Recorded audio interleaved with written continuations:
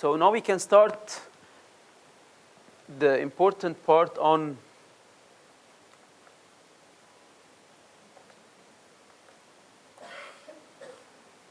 the identification problem.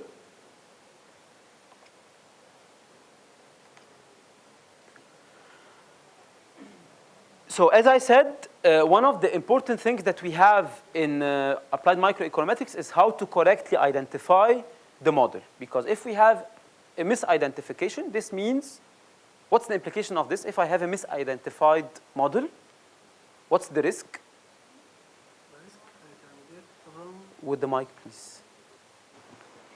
If there is a misspecification in my model, I can get a wrong answer, then I need to build a policy on this result. So it is so hard to claim causality to build policy if Exactly. I have misspecification. So I will get inaccurate results. And how we call the inaccurate results? Biased. Exact bias. And what does biased mean?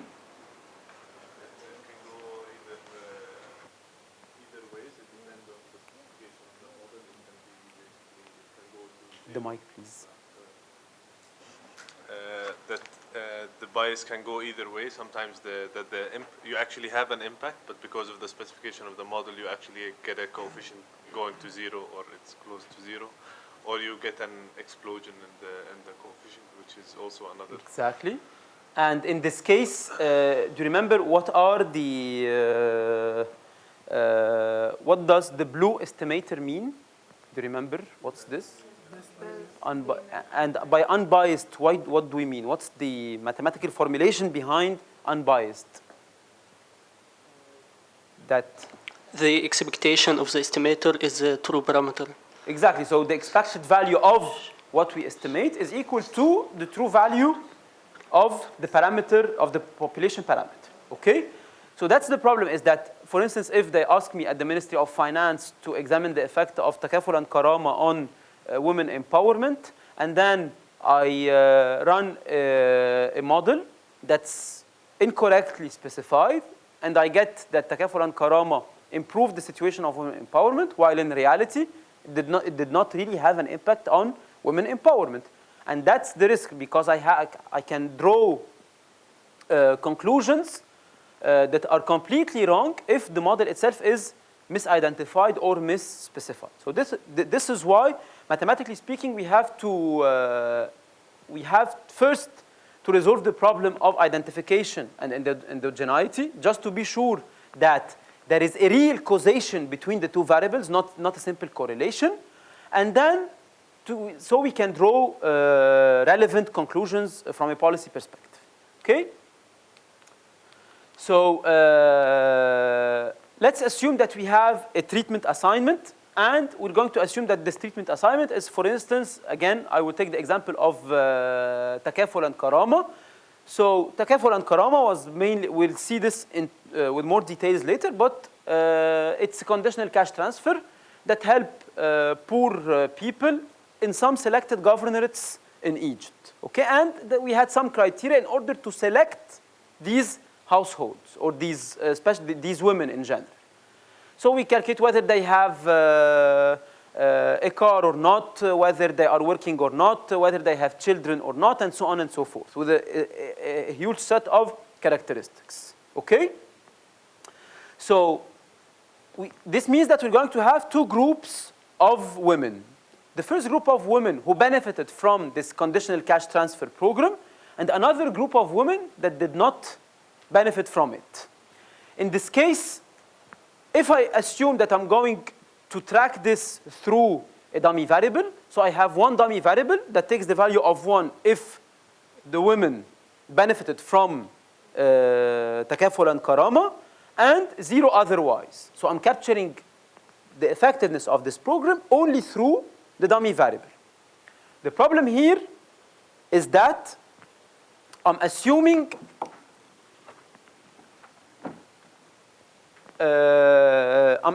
that the difference between Y, which is, let's say, welfare of women, of those who benefited, compared to the welfare of women of those who didn't benefit, I'm assuming that all this effect will be captured through the coefficient beta 1, which is the coefficient of this dummy variable. But this means that I have to assume that my independent variable, which is x, is uncorrelated to the error term. Because if x is correlated to the error term, this means that my problem will suffer from an endogeneity problem. So let's first assume that we have two types, two groups. So the first group, which is those who benefited from the program, so for whom beta will be multiplied by 1, so we're going to have beta 1, and the other did not benefit from the program, so they have beta 0. If I take the difference between both, so this means that the beta 0 will be simplified with beta 0, and we're going to have y1 minus y0, which is equal to beta 1 plus the error term. In this case, what's the I don't know why they're doing this. It's very okay. So we can assume that this is correct if the treatment is randomly assigned. What does randomly assigned mean? This means that there is no correlation between the error term and my independent variable. And here my independent variable is the treatment effect. But if there is any type of correlation between the error term and my independent variable, this means that the coefficient beta 1 will not really reflect the effect of the treatment itself. And this is why I cannot simply rely on a simple coefficient and assume that this coefficient captures all the effect of the program on my outcome variable. Okay? And in this case, if x is uncorrelated with epsilon, which is the error term, this means that the error term of the individual who benefited compared to the error term of the individual who didn't benefit from this program will be identical, so that difference will be 0, and in this case, that's the only condition where the coefficient beta 1 can capture the effect of the program. But if they are, if that's not the case, this means that the beta 1 itself will be biased, and hence we cannot really rely on this coefficient to examine the effect of the program. Yes? Given the example you were talking, the takaful and the karama, Karama. it doesn't apply to this because you have a set of conditions that basically you select people according to or Yeah, you we'll select go into people. much more details. Yeah, sure. No, but I mean randomization. It doesn't.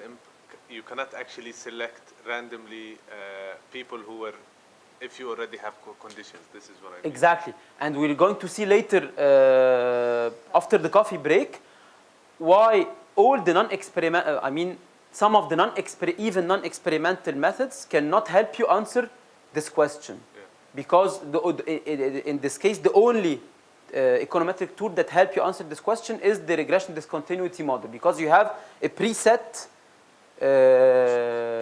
condition. So that was just, I mean, let's assume that in the example I gave, that women were randomly assigned. So if they are randomly assigned, this means that the error term will not be correlated to the explanatory variable, and in this case, I can rely on beta 1, which never has happened, and this is why in most of the cases, in order to have this assumption validated, we have to use a randomized control trial, for instance, and we'll present this in a while. Okay? In this case, and that's the only case if x is not correlated to the error term, this means that beta will be unbiased, and if it's unbiased, so this means that the difference between the control group that did not benefit from the program and the treated group that benefited from the program will be captured through beta 1. But in general, this assumption is very difficult to implement, because in general, we have a lot of things that in the error term that can be correlated to the independent variable. And this is why, just to start with a simple case, if we do not have an randomization, and in this case, I answer your question, so there is no guarantee that x is uncorrelated with epsilon. This means that x will be endogenous. And in this case, we have to distinguish between, later, what we call the weak exogeneity and the strong or the strict exogeneity. Because even for an exogenous variable, sometimes we have a weakly exogenous variable. And I will come to this later. So if, in this case, if I take again the difference between the two individuals, the one who benefited and the one who didn't benefit from this program, and the difference between the error terms in this case will not be equal to 0. Why it will not be equal to 0? Because in this case, the error term of each individual is different from the other. And in this case, this means that the difference between the outcome is not only reflected by the coefficient, but it's partially reflected by the coefficient and partially reflected by the what's included in the error term in general. Okay? And hence, the difference between the two outcome variables, whether it's the welfare or women empowerment, any type of outcome variable, it's not mainly attributed to beta 1, which is the coefficient of the program that was implemented, but some other economic phenomena that we do not capture in the model and that are included in the error term. So, that's the famous rule that we use in order to estimate the coefficient. So in general, you know that to estimate the coefficient, in general, it's the covariance. It's the covariance between two variables over the variance of this variable. So the problem is if we don't have, if there is no randomization, this means that this coefficient beta 1 will not be correctly estimated because in the numerator will not have only the covariance between the two variables, but we're going to have also the covariance between the error term and the explanatory variable. And that's what we mean by the biasness of the coefficient. And that's very serious in policy making. Why? Because, again, as it was mentioned before, I can just assume or incorrectly assume that the program either is effective or ineffective and build some policy recommendations of this. For instance, that it was proven that it was effective, so you have to expand the coverage of Takaful and Karama. While in reality, it was not effective, and we have to redesign the program itself in order to make it more effective.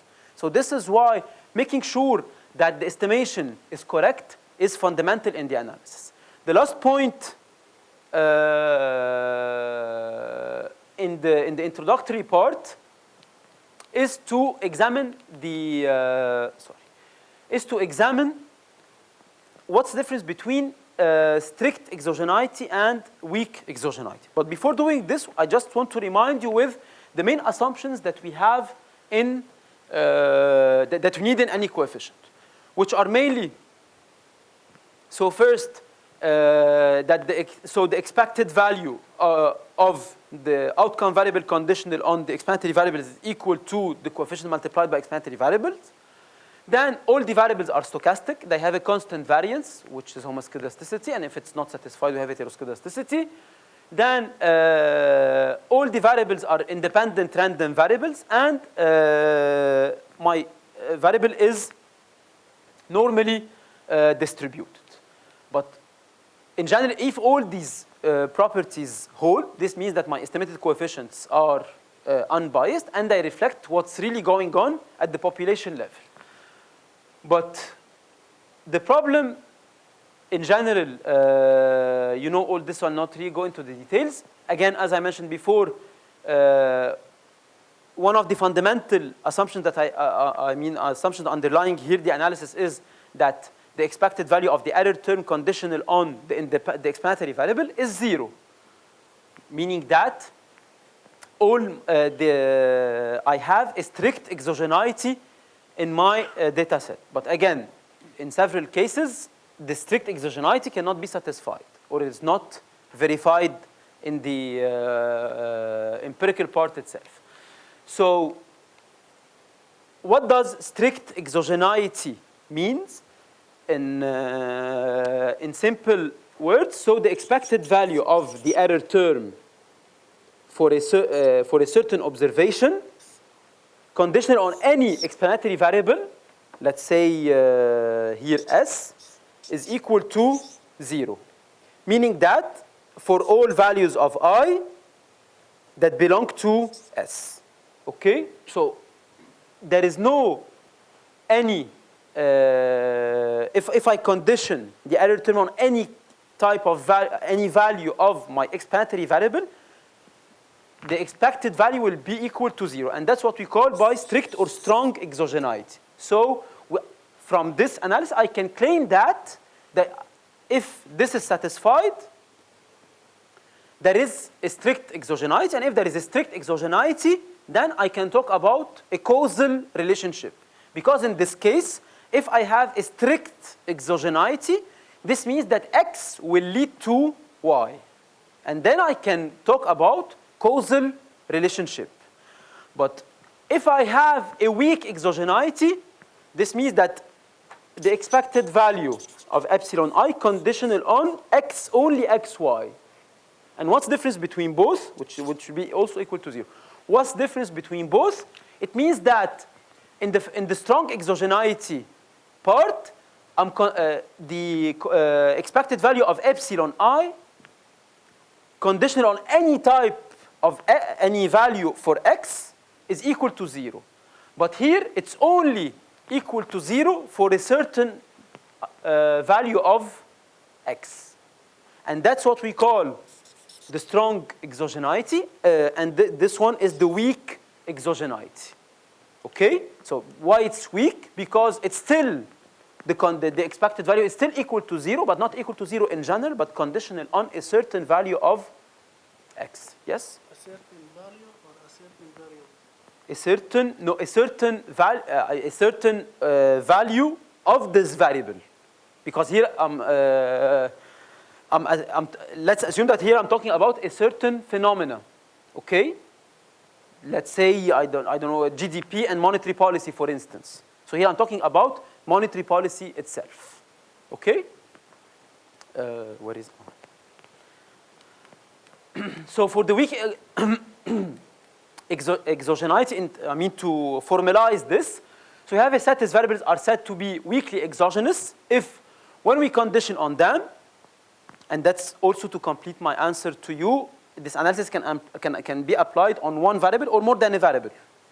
But it's not, the difference in general between weak and strong is whether it's a general thing or it's related to a specific point. Okay?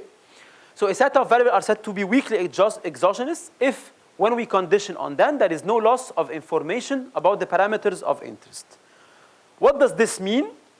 Let's assume that I have two variables, y and x, y going from 1 to t, and x going from 1 to t as well. So in this case, if I have a weak exogeneity of my model, and I will show how we can do it mathematically, let's assume that we have the joint probability density function of f, which will be equal to the product of the two variables. So the function f of y1 to yt and from x1 to yt will be the product of all the variables we have conditional on their previous values. Okay, so I have yt and xt conditional on all the other values. So in this case, the problem is that my values of y and x are conditioned by other values, right? Not the problem, I mean the issue that we have to discuss later. So I can divide this function into two functions where I'm going to condition y on all the values of y and x, and I will condition x on all the values of y and x as well. And it will be the product of them. Okay? Let's assume that we're going to add to this that we have two coefficients, which are theta and phi, and this joint distribution of the two variables is characterized by the vector of parameters, theta and y, that will be added to the model. So this means that here what we have in the specification, so the density, the joint distribution that I have here will include for the first term the theta and for the second term the phi. Does the estimation of theta rely on the information I need in the information I have in the other function? No, because it doesn't figure, right? So I can ignore the second term that I have here in order to estimate the first vector of parameters, which is theta. That's what we mean by weak exogeneity. So this means that for a specific value, I can do it without a problem. But this does not necessarily lead to the strict exogeneity where the expected value of the error term is zero compared to all the other variables I have in the model. So here for theta itself, I can assume that x is essentially fixed, but this is for a specific variable that I have, which is theta compared to x. So this leads us to the conclusion of the fact that in this case, x can be assumed to be weakly exogenous compared to theta. Okay?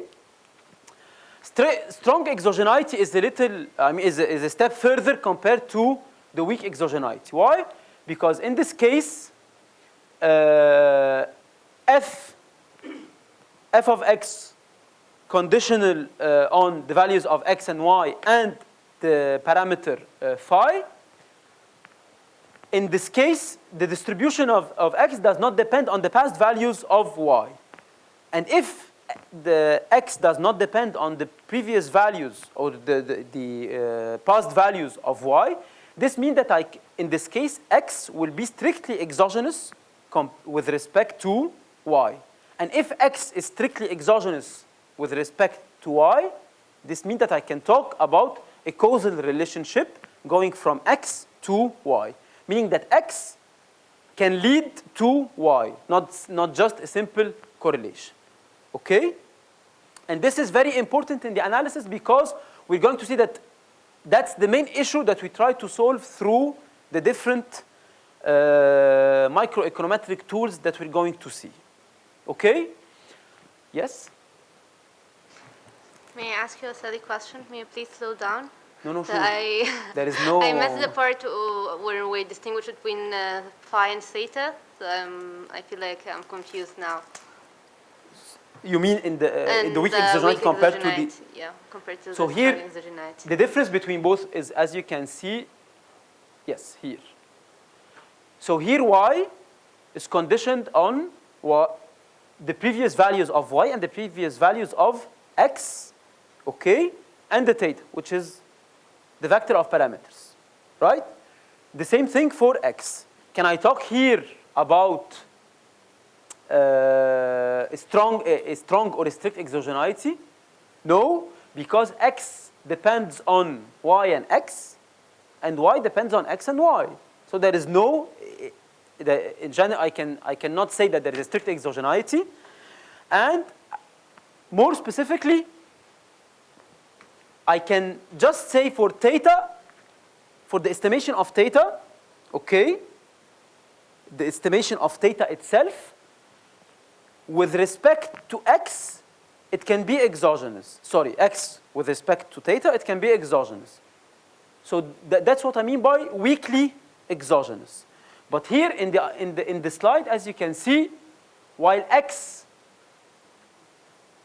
depends on all this and phi, here the estimation of phi relies on anything.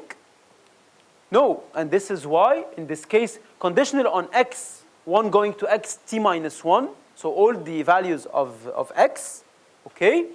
The distribution of x does not depend on the past values of y in the estimation of theta. So in this case, I can say that y does not lead to x, but x can lead to y, because x is strictly exogenous. Okay? Yes. Sure. So in practice, how to test a priori for exogenous Yes, we're going to versus see this. Okay. I'm just explaining the theory behind to make it clear. So any questions on, so until now we have seen two important concepts. The first one is why we cannot capture all what we're talking about through a simple dummy variable, and the difference between weak and strong exogeneity. Okay? So if I'm sure, yes? Would you please elaborate the story or intuitively the story behind these mathematic terms? So here I'm just talking about a simple distribution. So a joint distribution of the two variables of interest I have. So we can, for instance, assume here that y is wage and x is, or perhaps y is women empowerment, to make the story clearer. Y is women empowerment, is it a certain index of women empowerment, and x is takaful and karama. So I want to examine the effect of takaful and karama on women empowerment.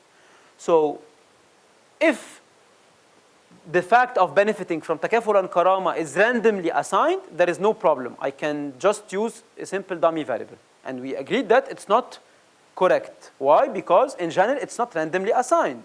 And if it's not randomly assigned, this means that I have to opt for another methodology that will effectively capture this.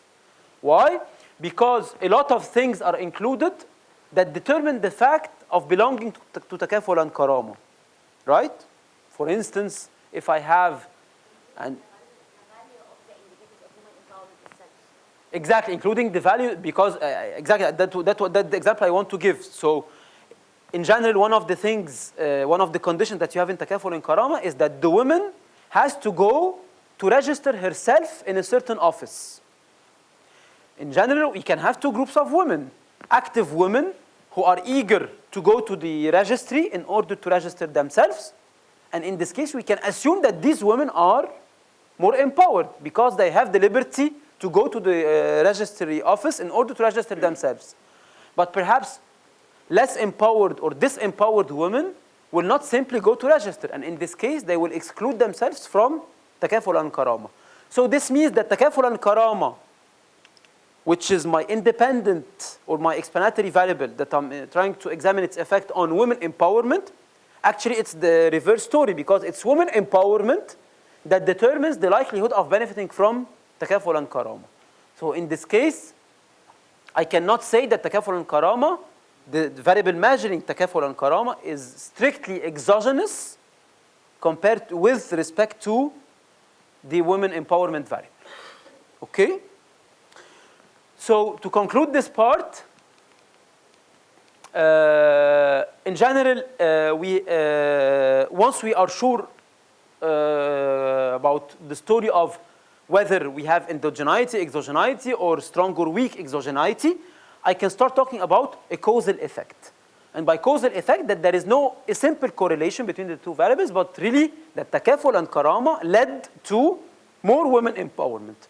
And that's the objective of what we want to do in the three methods that we're going to see during the 2 days.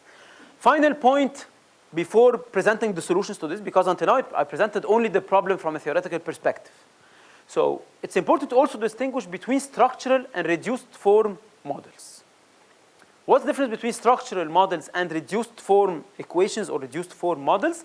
A structural model in general is a stochastic model representing a causal relationship as opposed to a relationship that simply captures statistical associations. In general, structural models, they are built explicitly and mathematically on a mathematical formalization of the model. For instance, are you familiar with CGE models? So computable general equilibrium models, which are that's completely different type of tool that's used in policy analysis. But we have hundreds of equations, an equation for the GDP, an equation for labor market, an equation for exports, imports, consumption, investment, savings, and so on. All these equations combined together, they represent the structure of the economy. Okay, so it's based on a theory and the set of equations, The only difference between what I'm talking about and the CG and here is the story of stochastic. But in general, that's the idea of a structural model. So a structural model means that I have a mathematical representation of a certain model that includes all the equations that represent this economy or this phenomenon in general. And when I have a structural model, I can talk about causal relationships. But if I have a reduced form of a structural model, so at the population level, I'm talking about the effect of, let's say, education on wages. So here I'm assuming at the population level that higher education leads to a higher wage. But if I cannot claim this unless I'm sure that education is exogenous with respect to wage, because in general I can have those who earn a higher wage can invest in their education and have a higher level of education, meaning that a higher wage leads to a higher education, right? So the estimation of a reduced form model, which is what I was just talking about, can suffer from the endogeneity problem. While the structural model itself, which is more of the stochastic representation of the research question itself or the relationship I'm talking about, is the only point where I can talk about a causal relationship. So this is why even if I don't have a structural, I mean, what we're going to see or to do in this, in the tools that we're going to have is how from somehow these tools that we're going to see, we can derive causal relationships, okay? So that's the introduction, or that's the theoretical introduction of the problem itself. And now we have to see what are the potential solutions. Because what I will do now is I will provide in the coming 45 minutes an overview of the different solutions that we have to resolve this problem. And then we're going to see with more details 3 empirical tools of the different tools that I'm going to present. So before I continue, any question? Anything that's not clear? Okay. Yes.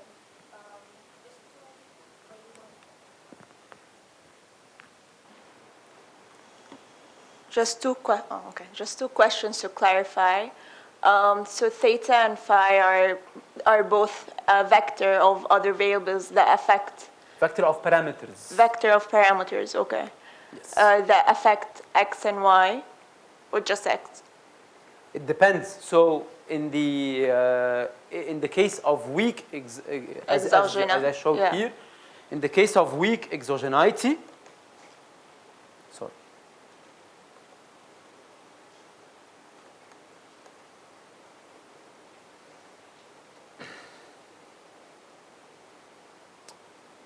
Here.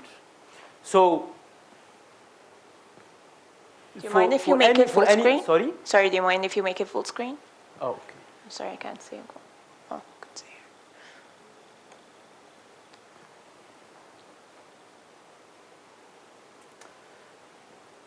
here. So in order to do any statistical inference about theta, I can just simply ignore the second term. And if I ignore it, this means that x itself can be considered as an exogenous variable only for theta. Mm-hmm. And this is why it's weakly exogenous, which is not the case in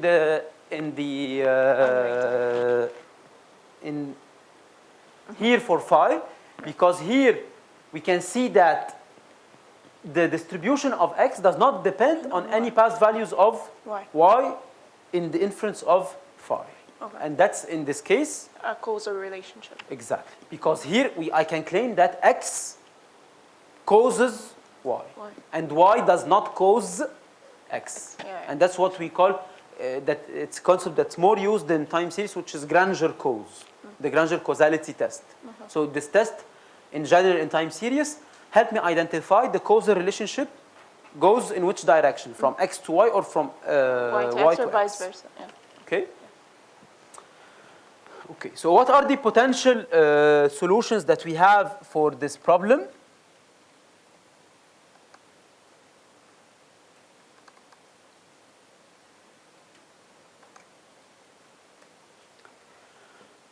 So here I'll just present an overview of the different solutions before we go into more details after the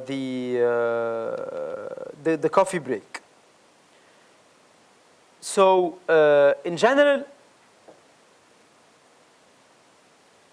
as I said in the introduction, in most of the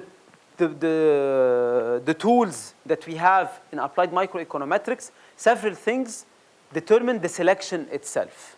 Meaning that, again, if I take the example of Takaful and Karama, the fact of benefiting from Takaful and Karama is conditioned on several other characteristics. And those other characteristics can themselves affect the outcome of Takaful and Karama itself.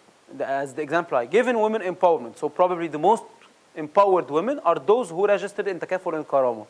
So I have a sample of women, of only empowered women who benefited from this program. So if I examine the effect of Takaful and Karama on women empowerment, definitely my results will be biased, because initially those who benefited, those who were enrolled in Takaful and Karama are more empowered than those who did not register for this program. So this is why, in order to identify the effect of the treatment, is important in order to be sure that the policy that I'm implementing did really benefit the specific group of individuals I have. So in this case, I have to distinguish between the observables and unobservables that can affect my outcome. And that's why across the different methodologies that we're going to see today and tomorrow, we're going to distinguish between the observables and the unobservables that are likely to affect my outcome. Okay? So what are the solutions in order to correct for this problem of identification, and to be really sure that the improvement or that my outcome variable has increased or decreased thanks to or because of this this implemented program? First, we have the random assignment, and that's the ideal methodology that we can have in order to resolve this problem, but it's very costly, extremely costly, time-consuming, and I'm going to explain why later. Or what we call the quasi-experimental solutions. And by quasi-experimental solutions, we have, it's not a randomly assigned trial, as I will explain later, but I have some conditional exogeneity, and I will come to this later. So this conditional exogeneity means that there is no a real random assignment, so I'll not choose randomly people in order to be sure that I have two groups of randomly assigned people, a first group of those who benefited from the program and another group of those who did not benefit from the program, and I will follow up with them before and after the program in a random way. But I will have some conditional exogeneity or some, I would say, conditions that help me identify a certain group of people, okay? Or try to find a certain instrument, what we call the instrumental variable, that help me control for this endogeneity between the outcome and the policy itself. So those are the two types. So we're going to see mainly in this training the first type of methods, which are the conditional exogeneity of placement, and I will explain what's the conditional exogeneity of placement later. But we'll have the three methodologies that we're going to see today and tomorrow: difference and difference, propensity matching score, and the panel data estimations are what we call the type 1 conditional exogeneity of placement. For type 2, we've needed a third day, but unfortunately we will not have time, so it's just type 1 experimental, quasi-experimental solution. Why do we call them quasi-experimental solution? Because the first type is the experimental solution, that I do an experiment. So what do I mean by experiment? So I have, as I mentioned, perhaps I'll leave this one, I talk about the case study later to make things clear. So let's start with the random experiments. So for random experiments, as they are called in this literature, they are called the randomized control trials, RCTs. And for randomized control trials, in general, what do we do with these methodologies? So the most important thing is that we have a random allocation of the intervention. So I do not intervene in a non-random fashion, but I have to intervene, for instance, in a certain village randomly. I will choose, we will see an example from the Egyptian case that was done by GPAL in Jamil Poverty Action Lab in Egypt. A randomized control trial that helped Egyptian exporters. So in order to choose those exporters who will benefit from a certain program, we have to choose them randomly. Okay, and that's the most important point that we have. So random allocation of intervention to the program beneficiaries, and here, for instance, the program beneficiary will be the export support program. So I have exporters and I have the export support program, such that all units within a defined set have equal chances ex ante of receiving the program. So this means that if let's say Egypt is divided into governorates, okay, and in Upper Egypt, one of the government is called FOA. That's the governorate where that's the village where they intervened. So this means that all the individuals ex ante before I intervene are all of them eligible. Because if all of them are eligible, this means that all of them are more or less similar. Then I will give, let's say I have 20 individuals, I will give the export support program to 10, and I will not give the other 10, right?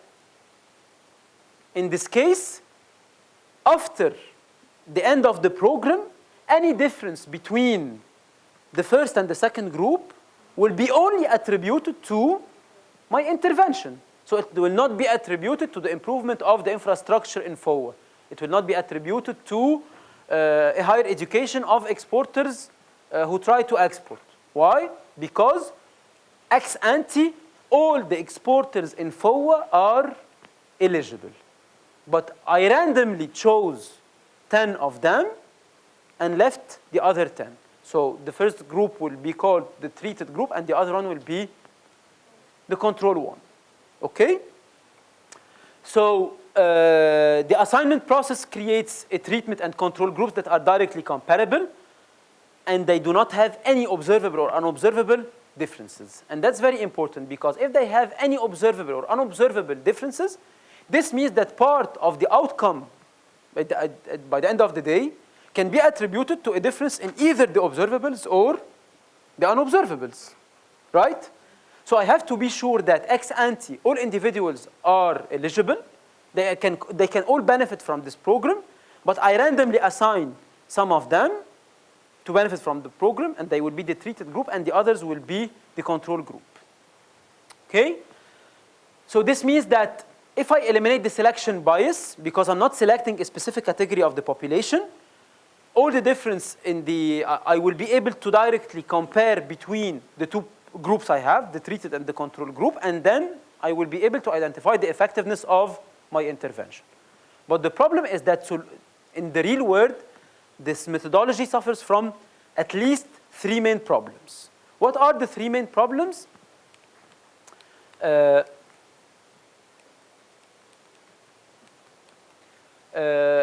First, in general, it's very difficult, either ethically or politically, to intervene, because sometimes you must get a lot of authorizations or permissions, and it can take time in order to intervene in a certain village or a certain city, and it's very uncertain, especially in the context of the MENA region in general.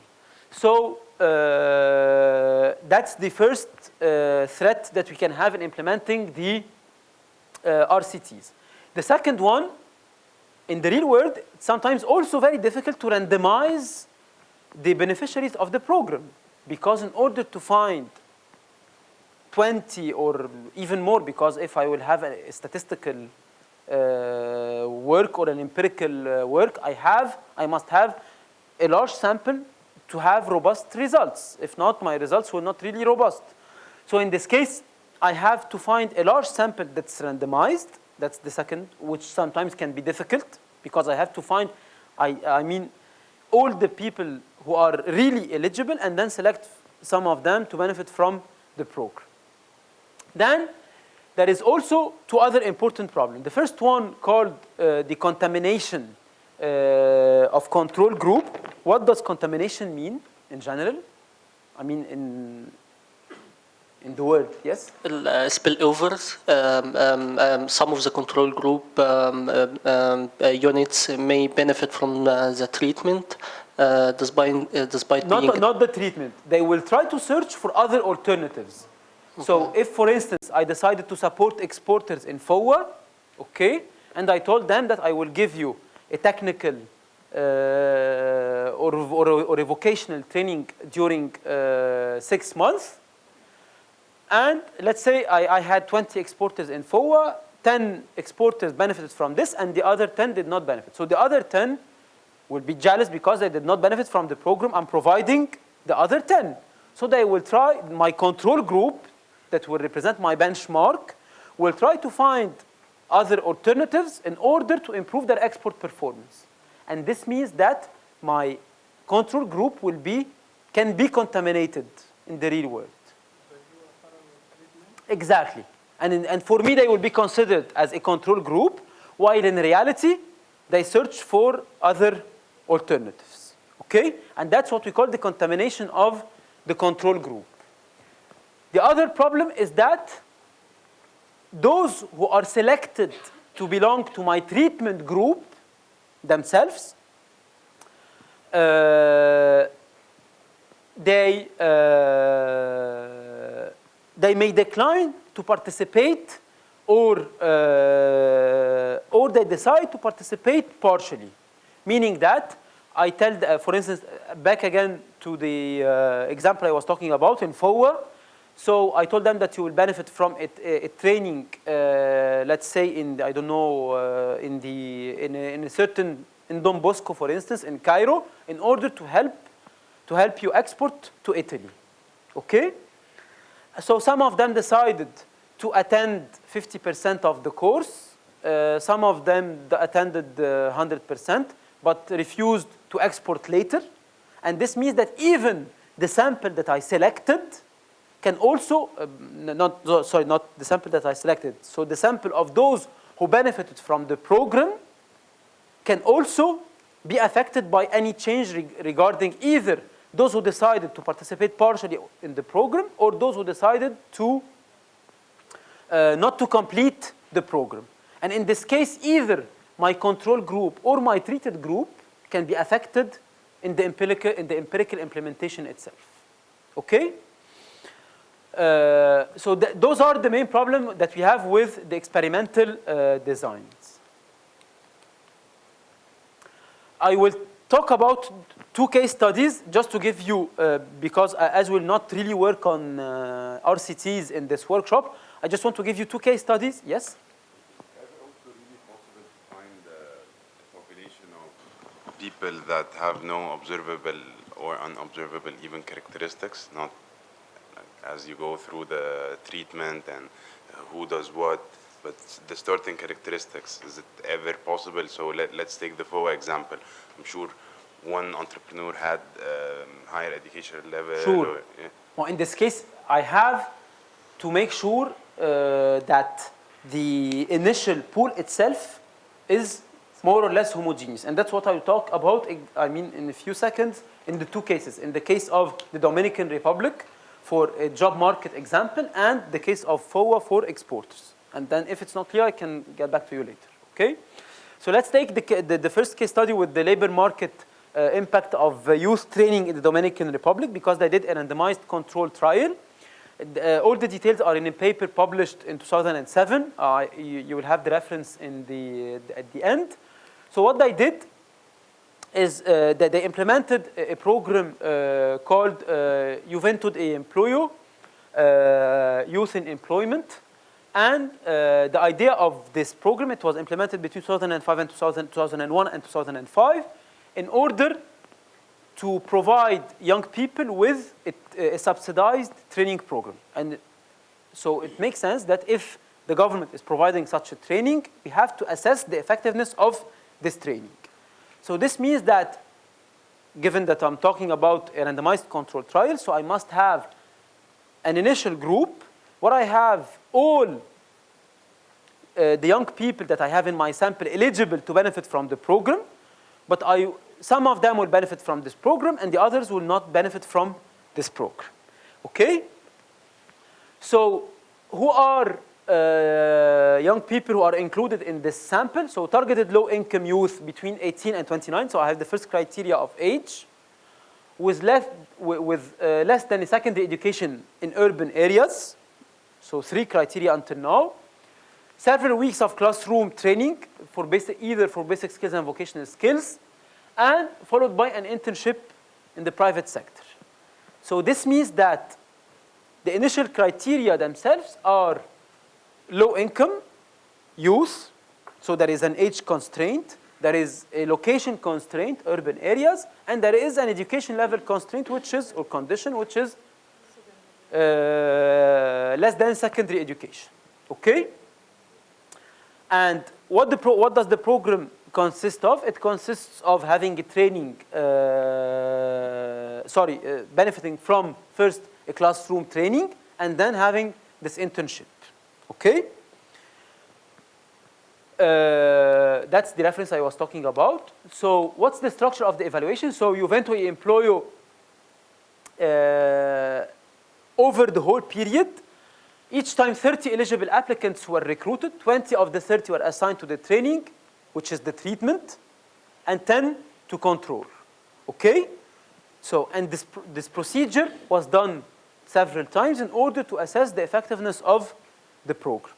But again, for all these samples, they have to comply by the initial conditions that I present. Okay? A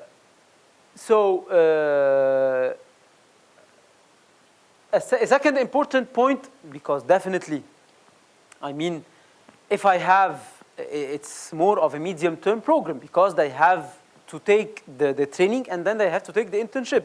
So sometimes either I have some dropouts, those who are going to leave the program, or those who do not show for the internship later, for instance. So this is why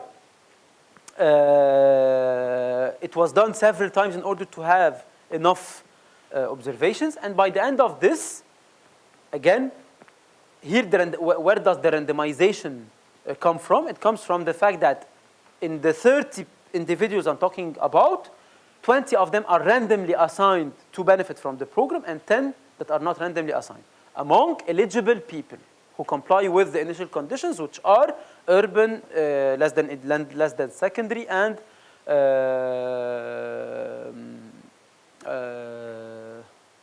between 18 and 29. Okay? Yes?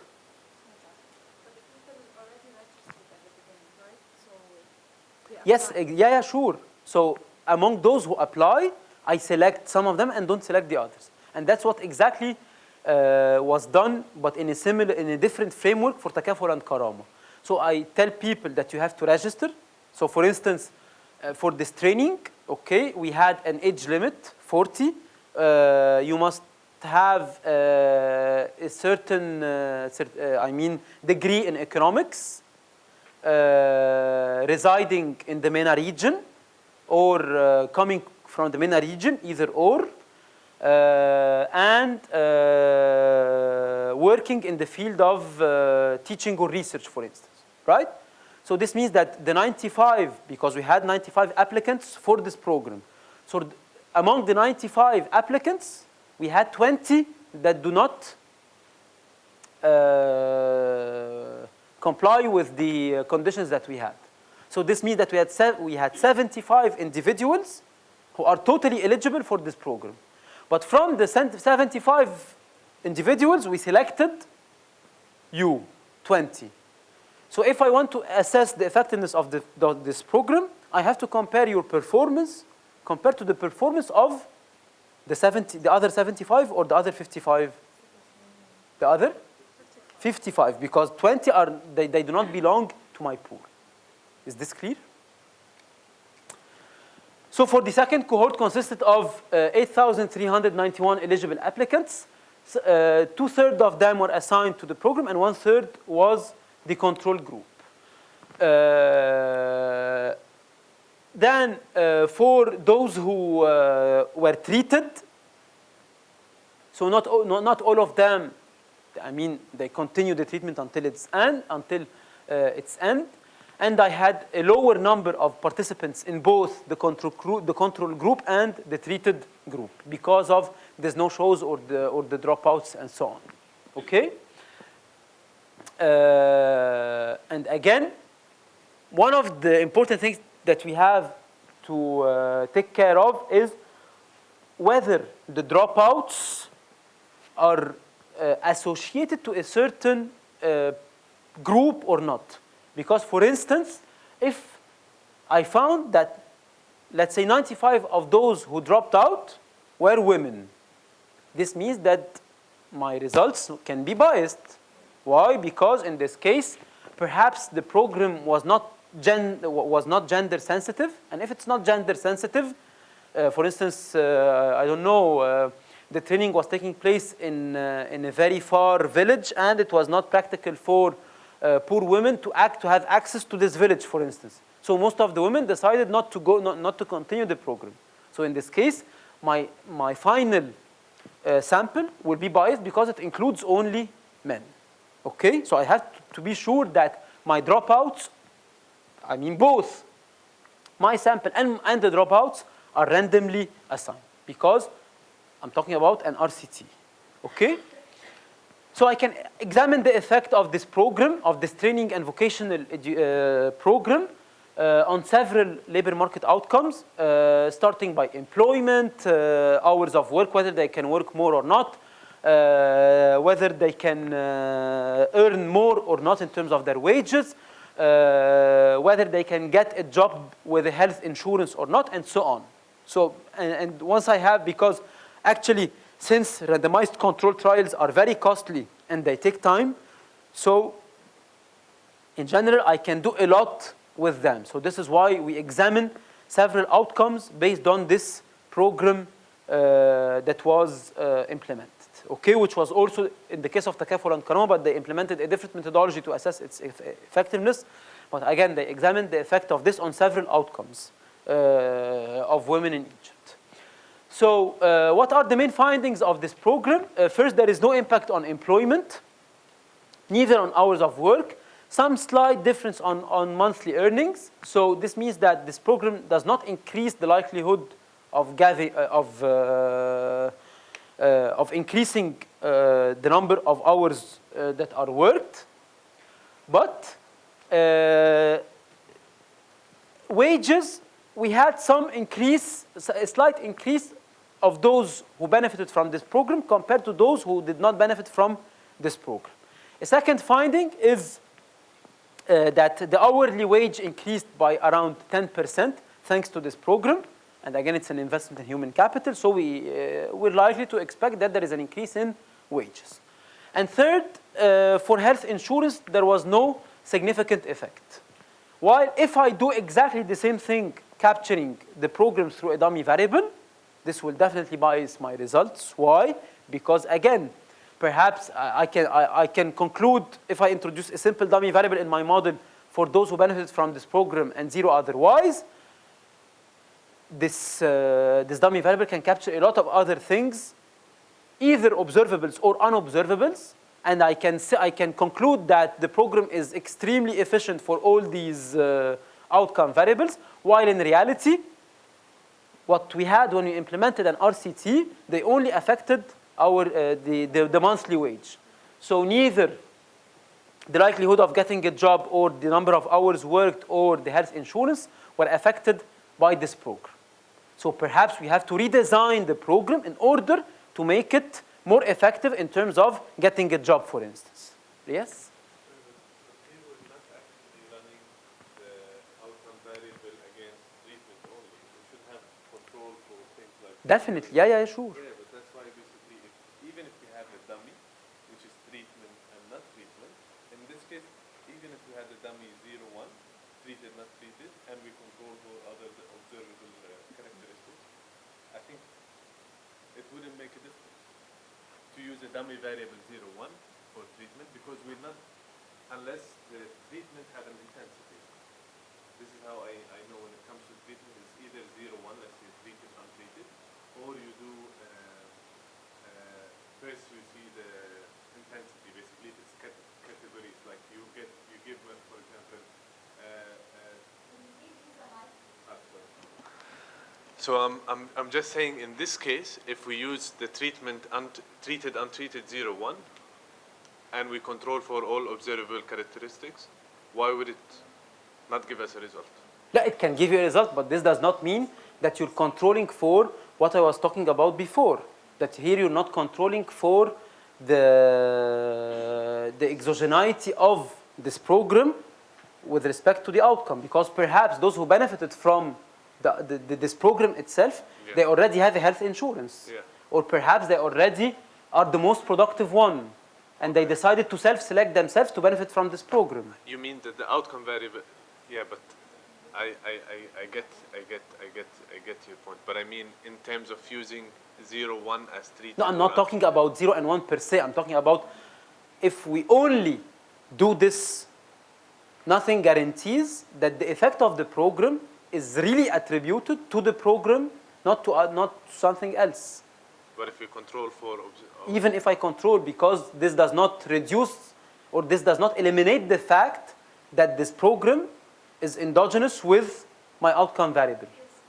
And this is why the RCT helped me. I mean in the RCT, if we use a 0, 1 and we control for Yeah, definitely. So we get I'm not talking about the RCT. I'm talking in general. No, I'm talking Yeah, in the yeah. RCT, if we use a 0, 1 or But it's measured by 0 or 1. Exactly. But But it can be also different. Like sometimes programs have different Sure. intensity of treatment, so it cannot, like it's not always 0. no, you misunderstood my example. I was talking if If I do not do this and I just simply run a model where I'm introducing 0 and 1, that's the only thing I'm talking about. So this is why if I run a simple model with 0 and 1, okay, for those who benefited compared with those who did not benefit from this program, so my outcome variable can be, I can get very significant coefficients, while in reality, my coefficients are not significant, right? So it's about not only the economic analysis of the results, but also the policy implications, because if I get significant coefficients, I will tell those who developed this program that the program is extremely efficient and it improved hours of work, it improved employment, it improved health insurance, and it improved everything.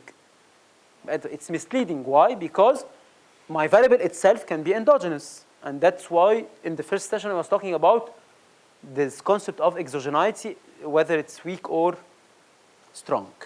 Okay? What are the lessons that we have from this paper? Actually, that it's randomized controlled trials are very powerful. They can really control for this problem of endogeneity, but at the same time, randomized controlled trials, they suffer from several problems. So especially at the political or the ethical level, the contamination effect, that my control group can be contaminated over time because, for instance, those who did not benefit from this training program, they will try to search for other alternative tools in order to improve their human capital. And in this case, when I compare, and this is very serious actually, why? Because when I will compare my treated group with my control group, I will not have a control group that did not benefit from the program, because this control group can benefit from another training program. And in this case, perhaps the other training program was more effective than mine, and if I continue my empirical work, perhaps I will have that those who benefited from my program are worse off compared to those who did not benefit from the program. You get this?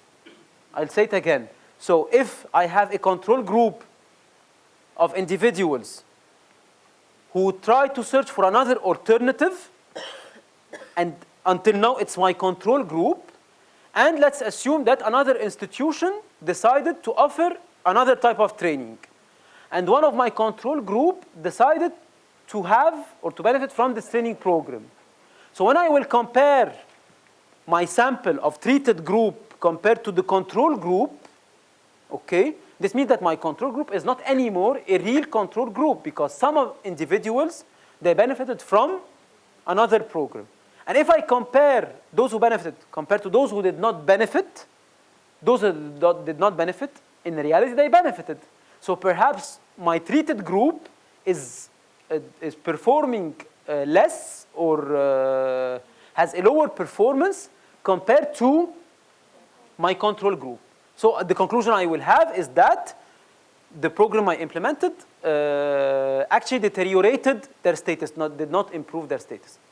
It's not real. Why? Because the problem relies in, where does the problem lie? It lies in my control group itself.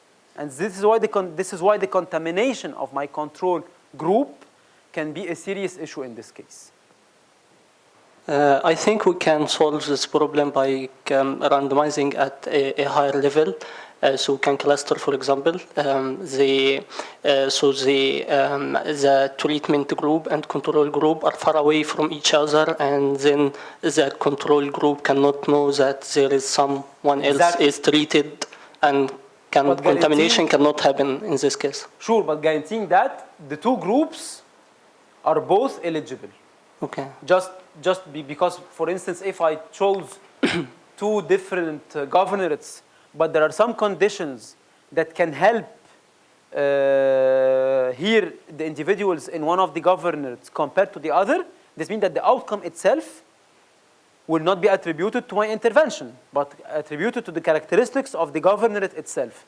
So I have to make sure that the two governorates, if they are far away from each other, that they are more or less similar in terms of their structure and their characteristics. Sure. Okay? If the designer of the program realizes that there is contamination, so how in practice they resolve this problem? So they have, like what they did in this paper, so they have to do several cohorts of individuals and make sure that the final sample that I have is relatively consistent. And that's what, as I showed here, they started with around 8,400 eligible applicants, but they end up with from 5,800 to 5,700, and from 2,500 of controls to 1,600 of controls. Okay, so this is with the drop-offs, with the contamination, with everything. Okay. The second case study, I'll just present its main idea and then we break for coffee, was another randomized control trial done in the Egyptian case for exporters. And what they had, in general, if we look at the Egyptian context, we will see that 6% of SMEs are able to export, which is very low. So, and bearing in mind that in the Egyptian economy, 95% of the total number of firms is SME, okay? So over this huge number of SMEs, we have only 6% who are able to export. So the idea of this program was that we want to implement a certain program that help exporters export, and to examine the effectiveness of this program. So what they did, they conducted a randomized evaluation in FOA, with a population of, this village itself has 65,000 individuals. In general, FOA in Egypt is like the cluster of carpets. So it's very well known for the producing carpets. And the agreement, or the idea of this intervention was to help people from FOA, producers of carpets from FOA, to produce and to export carpets to European markets. So this means that I will start with some conditions to identify who are the SMEs that are eligible, okay? And then among the eligible SMEs, I will help some of them and will not help the others in order to assess the effectiveness of my program. So they focused on SMEs fewer than 5 employees. So they are not SMEs, they are micro based on the Egyptian definition. So micro firms only, less than 5 employees. And most of them, they did not export in the past. So to reach these SMEs, there is an NGO called Aid to Artisan, ATA, which is a US-based nonprofit NGO in Egypt that tried, in general, to help SMEs export either to Europe or to the United States. So 219 SMEs were surveyed, what they produce, what's the technique of production they use, what's the quality, what are the characteristics of the owner, his education, his gender, everything. I mean, all the socio-economic characteristics that we have in general in most of the microeconomic surveys, and the household indicators. So of the 219 firms, researchers, they randomly selected 74 to serve as the treatment group who will benefit from the assistance of the ATA NGO, okay? And they help them produce and deliver their products to both US and Europe. So this means that all the 219 SMEs were eligible to benefit from this program. But those who benefited were around 1/3 of the total number of SMEs. So by the end of the day, we have 74 who benefited, and the others are the control group. Okay? What are the main findings? So they are, I mean, in this paper, the findings, and it's published in Quarterly Journal of Economics, the findings of this paper are more encouraging than the other one of the training program, because if we look at the effect on profits and productivity, profits actually, they significantly increased for those who benefited from the program compared to those who did not benefit from the program, between 15 and 26%. That's the first thing. The second thing, the quality itself of the rugs cream that's being exported by these SMEs improved in terms of its quality. And their productivity as well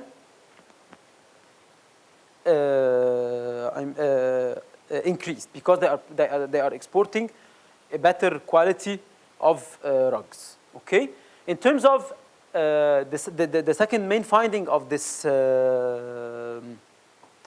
paper is that most of these firms, they benefit from what we call the learning by exporting, because in this literature we identify 2 types of effects: either what we call the self-selection hypothesis or the learning by exporting hypothesis. What does this mean? Because I can say that those who are productive, okay, are the most eligible to be able to export, right? So in this case, a higher productivity of the SME will lead to more exports. So the causality goes in this direction, right? So more productive, they self-select themselves that I'm able to export, and hence I will start exporting. And that's the first hypothesis. The second hypothesis says, no, it's not that case. It's the fact that we have some firms, regardless their initial level of productivity, but they will have a learning by exporting process. So the more they try to export, the more they will be productive.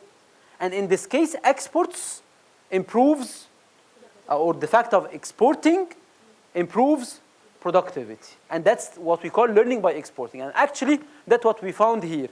Because the initial assumption that we had was, in this pool that I had, was that most of these micro firms, they don't have any history in exports.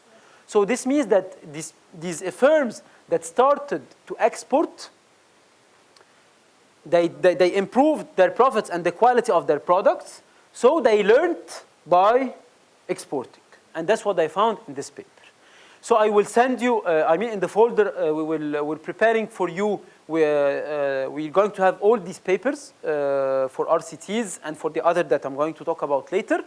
Now we're going to break for half an hour with with until 11:30, and then I will continue the last part of the potential solutions. We break for lunch, and we continue the more empirical and focused part after the lunch break. Any question? So thank you, and we resume in half an hour.